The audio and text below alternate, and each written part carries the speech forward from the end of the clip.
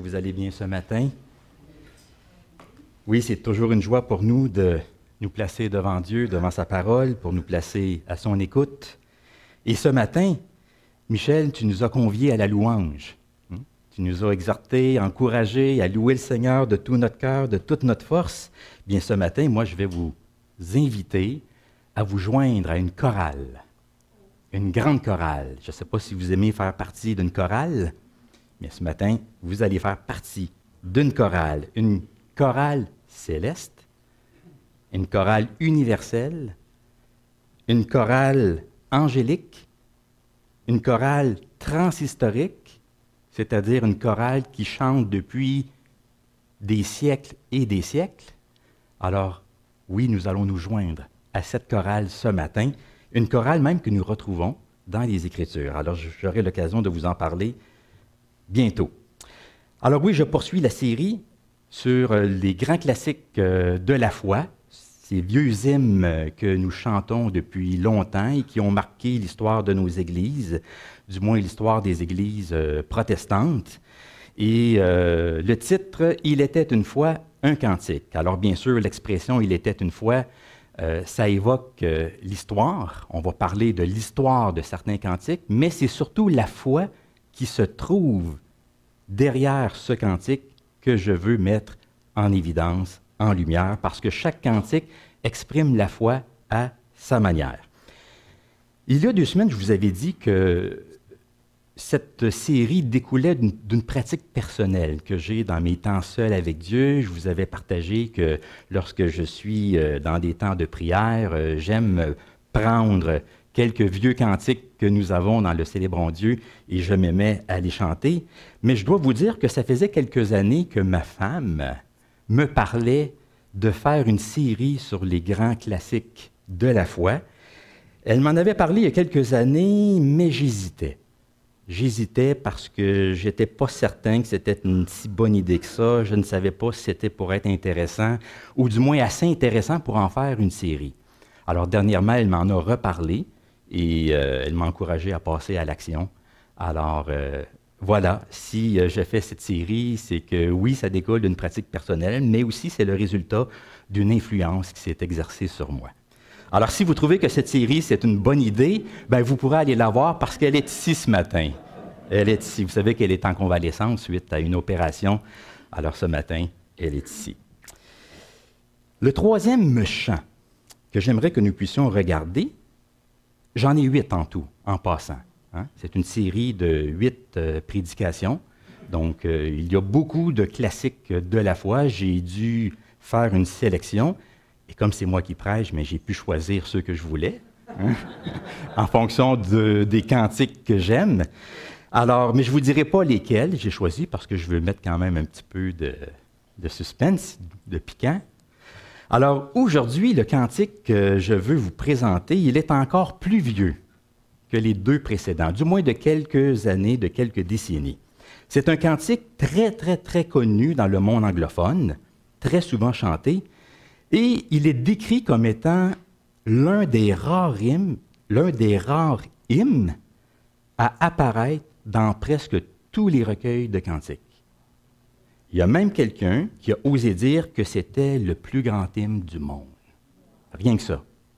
Le plus grand hymne du monde. Bien sûr, ça dépend de chacun, hein? C'est très subjectif, mais pour lui, c'était le plus grand hymne du monde. Et ce cantique, c'est « Gloire, gloire, gloire ». Vous connaissez? Oui, hein? Moi, c'est un cantique que j'aime beaucoup. Et je vous avoue même qu'il me donne des frissons. Je sais qu'on réagit tous de façon différente lorsqu'on entend un cantique, mais moi, lorsque je l'entends ou lorsque je le chante, j'ai un petit frisson qui me traverse le corps. C'est un cantique qui m'élève, qui m'édifie, qui m'incite à entrer dans la présence de Dieu et de l'adorer. D'ailleurs, dans l'un de ces couplets, l'on parle des cieux qui frémissent. Des cieux qui frémissent. Hein? Gloire, gloire, gloire, des chants, des louanges, partout frémit l'immensité des cieux. Alors, si les cieux frémissent, il est bien normal peut-être que nous aussi, nous puissions frémir. Et vous savez où j'ai appris ce cantique? Où est-ce que je l'ai entendu pour la première fois? Exactement. Ici, dans cette église, en 1986, j'étais adolescent, j'ai fréquenté l'église un certain temps. Ici, je venais avec la famille Giroux, qui habitait tout près de moi. C'est la famille Giroux qui m'offrait le transport pour assister aux célébrations. Et à cette époque-là, notre recueil de chants, c'était le « Célébrons Dieu ». Avez-vous remarqué le premier cantique de ce recueil? Gloire, gloire, gloire. C'est le cantique qui ouvre le bal, hein, le premier cantique de ce recueil. Alors, je trouve qu'il est bien placé. Alors, on va avoir l'occasion de le chanter après la prédication, mais comme on a fait pour les deux premiers, j'aimerais que nous puissions d'abord l'écouter, hein, question de l'avoir à l'esprit, et ensuite, je vais revenir pour la prédication.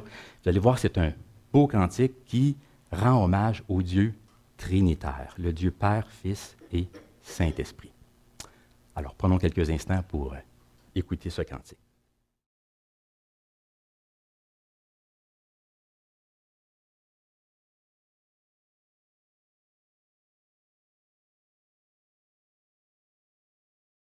Alors, pour faire suite à ce cantique, je vais lire avec vous un passage que l'on retrouve dans le livre de l'Apocalypse, le chapitre 4, les versets 1 à 11. En fait, c'est tout le chapitre au complet, et c'est le chapitre que nous allons examiner ce matin qui accompagne ce cantique. Alors, Apocalypse, chapitre 4. Après cela, je regardais, et voici, une porte était ouverte dans le ciel.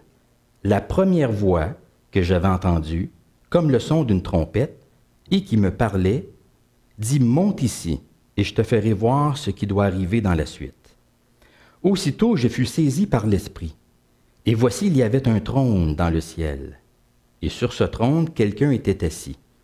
Celui qui était assis avait l'aspect d'une pierre de jaspis et de sardoine, et le trône est environné d'un arc-en-ciel semblable à de l'émeraude. Autour du trône, je vis 24 trônes, et sur ces trônes, 24 vieillards assis, revêtus de vêtements blancs, et sur leurs têtes, des couronnes d'or. Du trône sortent des éclairs, des voix, des coups de tonnerre.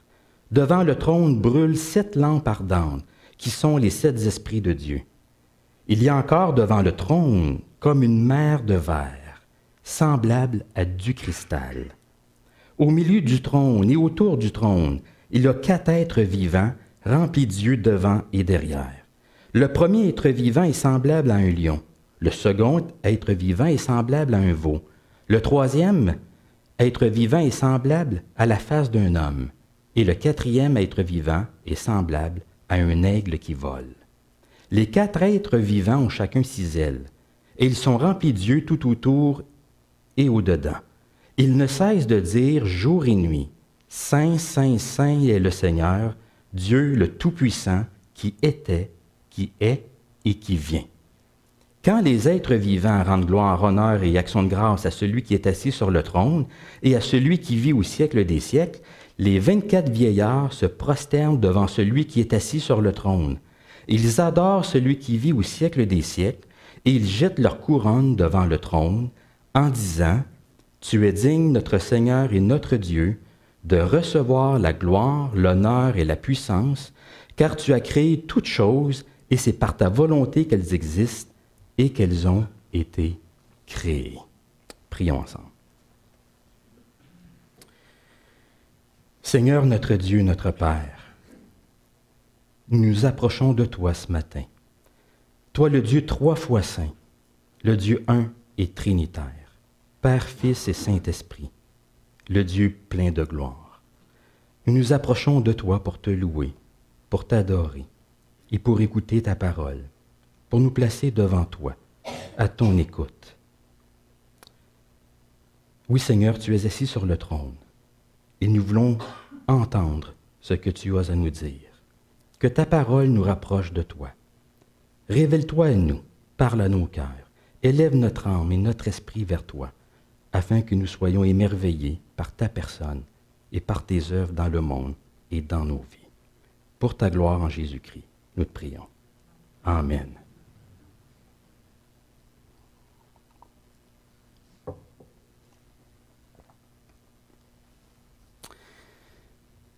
Alors, j'espère que vous avez aimé ce cantique.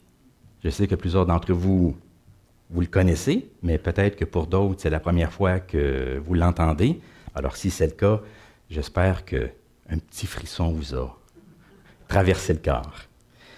Alors, c'est un hymne qui évoque la grandeur de Dieu, sa majesté, sa puissance, sa gloire, sa sainteté. C'est un cantique qui est une invitation à la louange, pour l'adorer, qui nous invite à reconnaître qui est Dieu et à lui redonner la place qui lui revient. Gloire, gloire, gloire, honneur et puissance, que ton nom soit exalté sur terre et dans les cieux. Et vous avez remarqué que tout au long de ce cantique, on répète le mot gloire à plusieurs reprises. Combien de fois?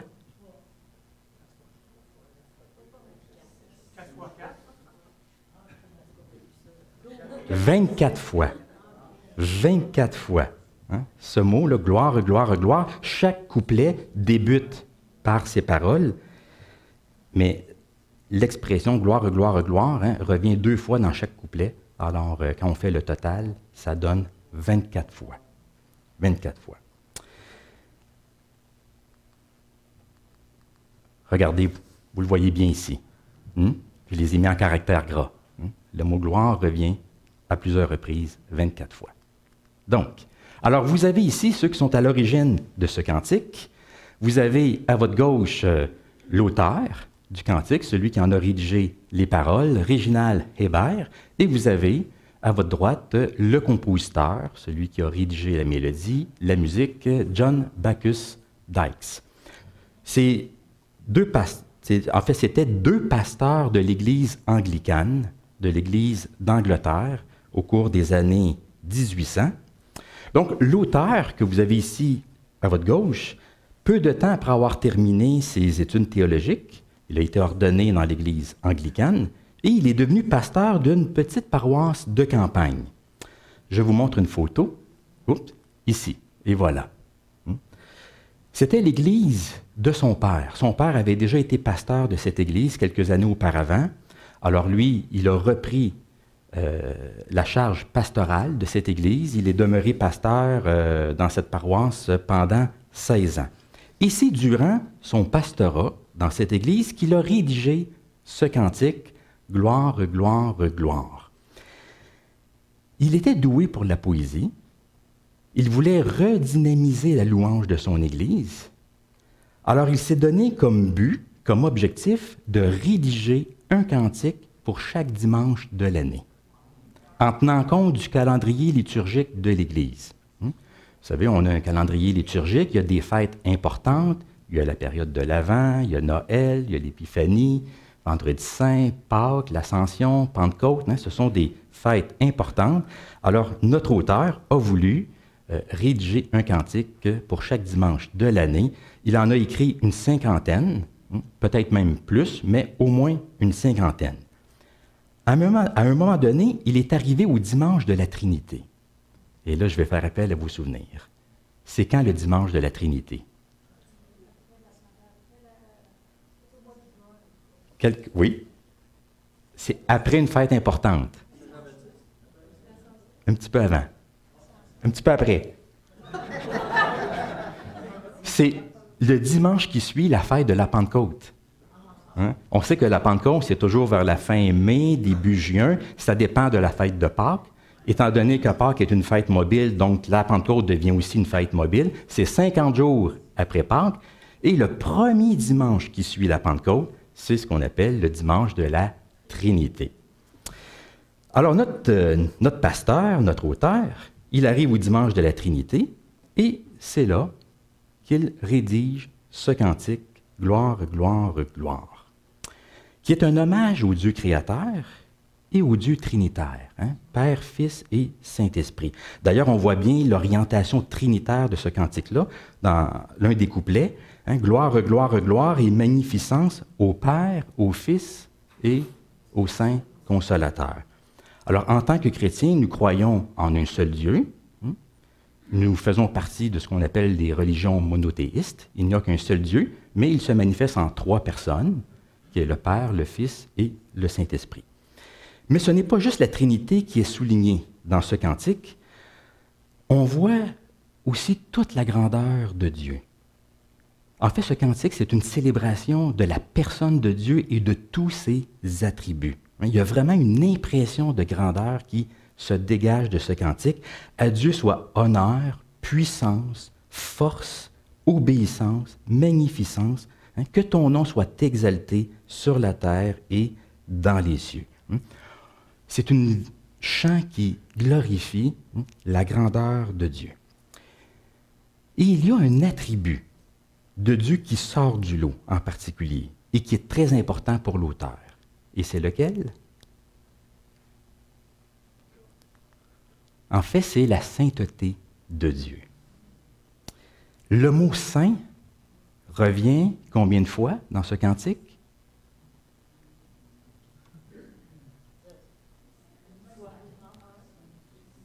Il n'est pas là.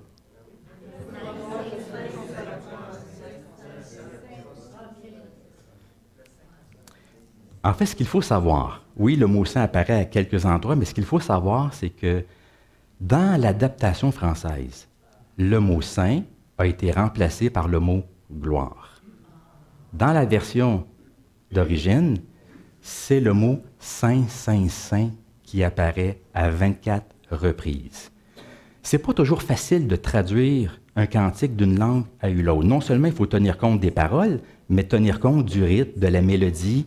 Alors, c'est pas toujours évident, on ne peut pas toujours traduire de façon littérale. Alors, le mot « saint, saint, saint », qui revient 24 fois, a été remplacé par le mot « gloire, gloire, gloire, gloire », qui lui aussi revient à 24 reprises. Donc, ce n'est pas une traduction littérale, mais est-ce que ça reflète quand même bien l'esprit du cantique? Absolument. C'est une invitation vraiment à reconnaître combien Dieu est grand, puissant, majestueux, un Dieu qui est saint, donc distinct de sa création et élevé au-dessus de toute chose. À quel endroit dans la Bible est-ce qu'on retrouve cette expression-là, « Saint, Saint, Saint est le Seigneur l'Éternel » ? Dans l'Apocalypse, il y a un autre passage aussi, dans l'Ancien Testament, dans le livre d'Ésaïe, du prophète Ésaïe. Saint, Saint, Saint est le Seigneur, c'est une acclamation qui est chantée par les séraphins, une vision que le prophète Ésaïe voit, et cette expression-là, cette acclamation-là, elle est reprise dans l'Apocalypse. D'ailleurs, on pense que Apocalypse 4 s'inspire du texte d'Ésaïe. Vous savez, pour comprendre le livre de l'Apocalypse, il faut être quand même assez familier avec l'Ancien Testament, parce que le livre de l'Apocalypse reprend le symbolisme, les images, le langage qu'on retrouve souvent dans l'Ancien Testament. Alors, c'est difficile de comprendre l'Apocalypse si on n'est pas vraiment familier avec l'Ancien Testament. Alors, il faut faire des petits détours par l'Ancien pour comprendre de quoi il est question dans l'Apocalypse. Alors, on retrouve cette acclamation-là ici et on pense que c'est Apocalypse 4 qui a inspiré l'auteur lorsqu'il a rédigé son cantique. Et comment nous le savons? C'est parce que dans l'Église d'Angleterre, il y a un manuel liturgique qu'on appelle le livre de la prière commune. Et dans ce livre-là, il y a des passages bibliques qui sont assignés à chaque dimanche de l'année. Et puisque c'était le dimanche de la Trinité, bien, Apocalypse 4 faisait partie, à ce moment-là, de la liturgie du jour. C'était l'un des passages qui était assigné pour la lecture publique à ce moment-là. Donc, on pense que c'est vraiment ce chapitre-là qui est à la base du cantique. D'ailleurs, ce cantique, c'est quasiment une paraphrase d'Apocalypse 4. Saint, Saint, Saint est le Seigneur, d'où la répétition du mot saint à plusieurs reprises dans ce cantique. Nous avons ici toute une vision, n'est-ce pas? Toute une vision de Dieu. Quand on lit ce passage, on a l'impression d'entrer dans un autre monde. On a l'impression de laisser derrière nous les réalités terrestres et de partir pour un voyage dans le monde céleste. On quitte ce qui nous est familier pour entrer dans un monde qui nous semble étrange, un monde fait de trônes, d'anciens ou de vieillards, de bêtes, d'anges, de pierres précieuses, d'arc-en-ciel, de lampes, de trompettes, d'éclairs, de tonnerres. C'est un monde plein de vie, un monde plein de couleurs, plein de sons. C'est un monde qui sollicite, une vision qui sollicite tous nos sens. Imaginez être à la place de Jean et de voir cette scène-là.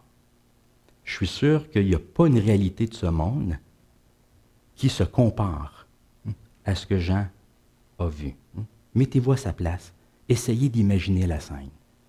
Un trône. Dieu qui est assis sur le trône. Dieu n'est pas nommé, mais on sait que c'est Dieu. Il rayonne de gloire, rayonne de beauté.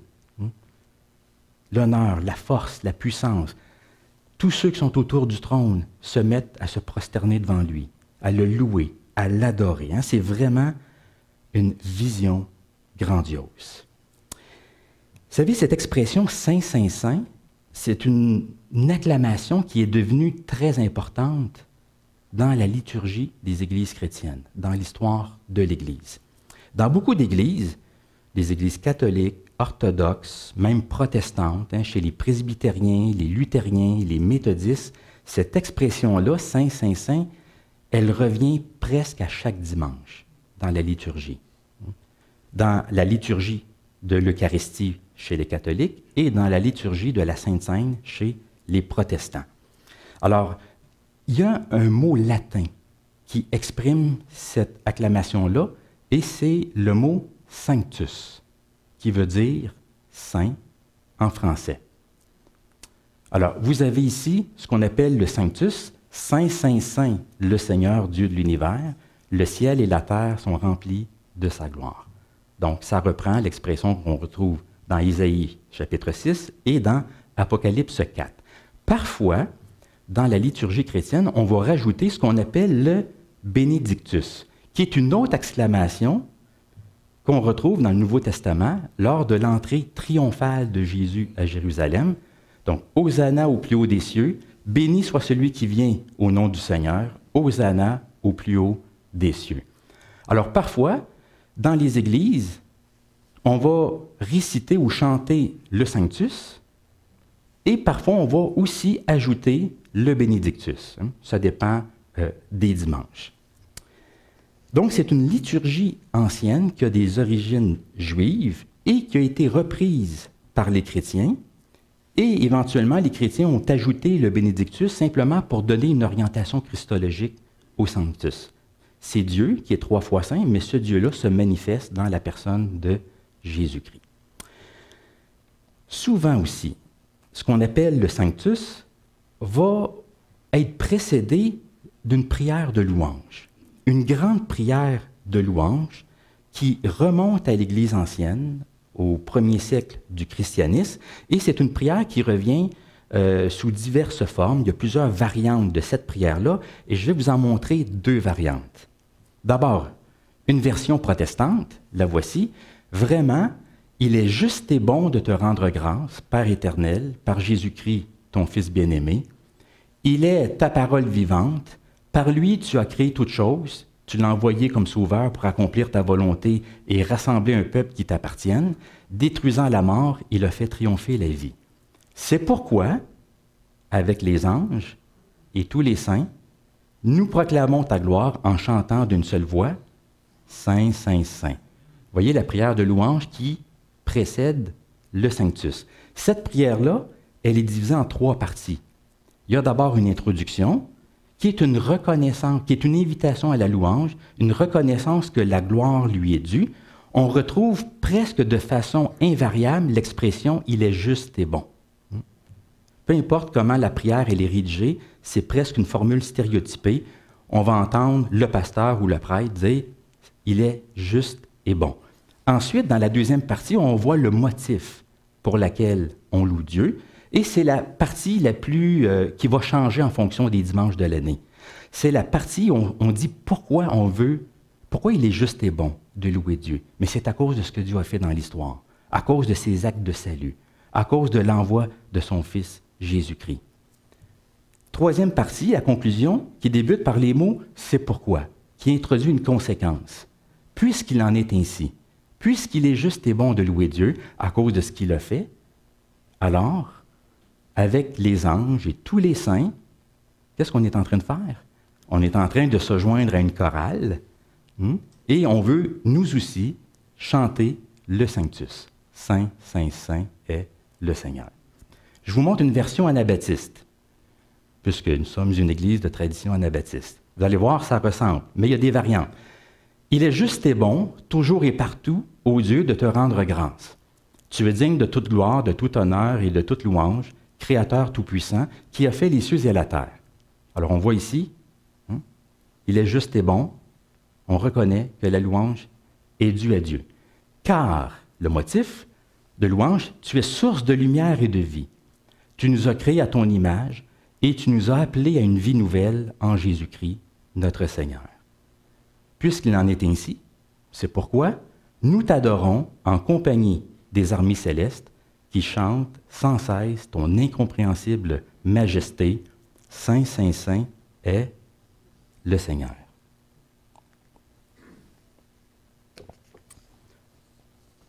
Est-ce que vous trouvez que c'est une belle liturgie? C'est une liturgie qui a des racines bibliques, des racines historiques, mais surtout qui est d'une grande richesse théologique. Il y a de la richesse, il y a de la théologie dans cette liturgie-là. Je sais que dans les églises évangéliques, on est plus ou moins familier avec la liturgie parce qu'on a peur de tomber dans le ritualisme, le formalisme. Mais que ça ne nous empêche pas de voir, de reconnaître la richesse qu'il y a dans cette liturgie. Il y a une richesse dans la liturgie dans la mesure où on la comprend bien. C'est sûr que si on n'est pas trop familier avec la liturgie, on a l'impression qu'on ne sait pas trop ce qui se passe. On a l'impression de réciter des paroles, puis on ne comprend pas trop la logique de tout ça. Mais il y a une certaine logique, il y a une beauté derrière tout ça. L'idée derrière le Sanctus, c'est qu'on se joint à une louange universelle. On se joint au monde invisible, aux anges, aux êtres célestes. On se joint même à tous ceux qui nous ont précédés, tous les saints qui sont dans la présence de Dieu, les croyants sur cette terre, les croyants qui sont dans la présence de Dieu. On se joint à eux et on participe à cette louange qui est dans les cieux. Alors lorsque nous, ici, le dimanche matin, on se réunit pour louer Dieu, on n'est pas seul. On n'est pas les seuls ici à Saint-Eustache, un petit groupe de 100 personnes à louer Dieu. On se joint à une chorale qui existe déjà. Une chorale universelle, avec tous les croyants du monde entier, une chorale angélique qui est déjà dans la présence de Dieu, une chorale même transhistorique, comme je l'ai mentionné, parce que ça dit bien « il ne cesse de dire jour et nuit ». C'est une chorale qui remonte à très loin dans le temps, dans les siècles des siècles. Alors nous, on fait une pause le dimanche, on se réunit et on ne démarre pas une louange. On ne commence pas à louer Dieu. On se joint à une louange qui existe déjà, qui est déjà en cours, une louange qui unit le ciel et la terre. On se joint à quelque chose qui existe déjà. Alors c'est ça l'idée derrière le Sanctus. Alors oui, vous faites partie d'une chorale. J'espère que vous n'êtes pas trop surpris de ça, mais c'est une belle chorale. Une chorale où on peut chanter la gloire de Dieu, sa force et sa puissance. Je sais que ce passage suscite beaucoup de questions. Tous les passages de l'Apocalypse suscitent beaucoup de questions. Qu'est-ce que tout cela signifie? Qui sont les 24 anciens, les 24 vieillards? Qui sont les 4 esprits qui ont des yeux tout le tour de la tête? Que signifient les 7 esprits de Dieu? Que désigne l'arc-en-ciel, la mer de cristal? Il y a vraiment beaucoup de questions qu'on pourrait se poser en lisant ce passage-là. Et comme je l'ai mentionné, pour comprendre tout cela, il faudrait faire un petit détour dans l'Ancien Testament, ce que je n'ai pas vraiment le temps de faire ce matin. Mais, j'aimerais relever, et je pense que c'est surtout ça qui est important ici, relever la fonction de ce texte-là. La fonction de cette vision. Pourquoi cette vision est donnée à Jean? Quel est le but derrière ça. Si cette vision est donnée à Jean, c'est pour lui montrer une réalité alternative, une réalité différente et même très différente de ce qui se passe actuellement sur la terre. Parce que sur la terre, il se passe telle et telle chose. Il y a de l'hostilité, de la persécution, de la violence. Il faut savoir que Jean écrit aux 7 églises de l'Asie mineure, qui est maintenant la Turquie, des églises qui étaient confrontées à ce que demandait et exigeait l'empereur romain, qui venait d'instaurer le culte de l'empereur. Il exigeait une reconnaissance de grandeur et de divinité. Les chrétiens ne voulaient pas se prosterner devant César, ne voulaient pas acquiescer à ce culte de l'empereur. Alors oui, ils vivaient des difficultés, de l'hostilité. Et dans ce temps-là, on se pose la question, mais où est Dieu? Où est Dieu et que fait Dieu? Sur la terre, les choses paraissent décourageantes. Mais dans les cieux, la réalité est tout autre. Dans les cieux, il se passe autre chose et c'est beaucoup plus rassurant, beaucoup plus réconfortant. Dieu est assis sur le trône. Dieu est assis sur le trône. D'ailleurs, tout tourne autour d'un trône. Au centre du monde, au centre de l'univers, il y a un trône et quelqu'un est assis dessus. Ce n'est pas un homme, ce n'est pas un ange, ce n'est pas l'empereur romain, ce n'est pas César, c'est Dieu lui-même. Le mot trône, c'est un mot clé, ici, dans ce chapitre, même au chapitre 5, et même dans le livre entier de l'Apocalypse. Juste au chapitre 4, le mot trône apparaît 14 fois. Et dans tout le livre de l'Apocalypse, ce mot apparaît 46 fois. 46 fois. Dieu est celui qui est assis sur le trône. Et ceux qui sont autour du trône sont émerveillés par celui qui occupe cette position, qui rayonne de gloire, de beauté, de lumière. C'est Dieu qui est au centre du monde, au centre de l'univers, et tout tourne autour de son trône. Il faut savoir que le livre de l'Apocalypse, c'est une représentation du monde à 2 niveaux. Il y a le monde visible et le monde invisible. Il y a ce qui se passe sur la terre et ce qui se passe dans les cieux. Et entre les deux, en ce moment, il y a comme un rideau. Il y a un voile. De sorte que quand on est sur la terre, on ne voit pas ce qui se passe dans les cieux. Mais un jour, que va-t-il arriver? Le rideau va s'ouvrir, le voile va être ôté et la gloire de Dieu, la gloire du Christ, va être dévoilée. D'ailleurs, c'est le sens du mot Apocalypse, révélation, dévoilement. Un jour, ce qui se passe dans les cieux va être visible pour nous, les humains. Ça veut dire que quand on lit le livre de l'Apocalypse, il faut le lire pas juste sur le plan horizontal, mais sur le plan vertical. Sur le plan horizontal, il y a le présent puis il y a l'avenir. Les plans de Dieu s'accomplissent et éventuellement, le Christ va revenir. Il va y avoir un accomplissement des temps où le Christ revient pour instaurer le royaume de Dieu, les nouveaux ciels, la nouvelle terre. Ça, c'est une lecture historique, une lecture horizontale. Mais l'Apocalypse, il faut le lire aussi dans l'autre sens, de façon verticale, de façon spatiale, en lien avec l'espace. Il y a les cieux, il y a la terre. Et un jour, quand le rideau va être enlevé, le ciel va s'unir à la terre. Les 2 plans se conjuguent, le plan horizontal et le plan vertical. Donc, le livre de l'Apocalypse, c'est une représentation du monde à 2 niveaux. Un jour, celui qui est assis sur le trône va manifester sa gloire. D'ailleurs, vous savez, c'est pour ça qu'on prie le Notre Père. Notre Père qui est aux cieux, que ton nom soit sanctifié, que ton règne vienne, que ta volonté soit faite sur la terre comme au ciel. Voyez-vous, la terre, les cieux. Un jour, le règne de Dieu va se manifester, sa volonté va être faite sur la terre comme elle est dans les cieux. Alors voilà la fonction de ce texte-là, c'est de montrer une réalité alternative et de ne pas se fier aux apparences. Malgré les apparences, c'est Dieu qui est assis sur le trône, c'est lui qui est le roi de l'univers, c'est lui qui est en charge. Et c'est une vision qui ne peut pas faire autrement que de susciter la confiance, la persévérance et la louange. La confiance, parce que malgré ce qui se passe, on peut placer notre confiance en Dieu. C'est Dieu qui est assis sur le trône. On peut continuer d'avoir confiance en lui, dans sa présence, dans son amour, dans sa miséricorde. La persévérance, on peut persévérer dans la foi parce que nous savons que Dieu n'est pas en train de perdre la partie. C'est Dieu qui va avoir le dernier mot. C'est juste que le rideau n'a pas encore été tiré. Alors on peut persévérer. D'ailleurs, on retrouve souvent dans les livres de l'Apocalypse une expression « à celui qui vaincra ». À celui qui vaincra. C'est un appel à la persévérance, à aller jusqu'au bout. Et finalement, c'est une vision qui nous amène à la louange.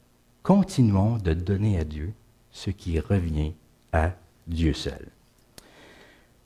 Comme je l'ai mentionné, pour les lecteurs de l'Apocalypse, ça veut dire résister au culte de l'empereur. L'empereur romain voulait se faire appeler Dieu et Seigneur.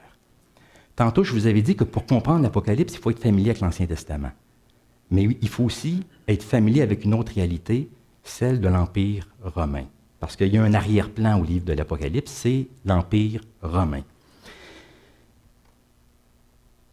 Lorsque l'empereur romain entrait à Rome, victorieux, étincelant sur son char de gloire, vous savez comment la foule l'acclamait? Tu es digne, notre Seigneur et notre Dieu. Tu es digne, notre Seigneur et notre Dieu. Un empereur, Domitien, on lui donnait plusieurs titres. Écoutez les titres.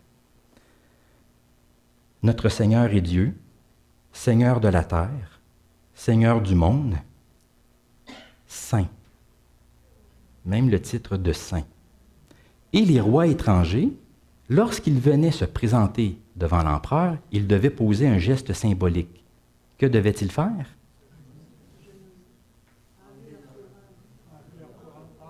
Et la déposer aux pieds de l'empereur.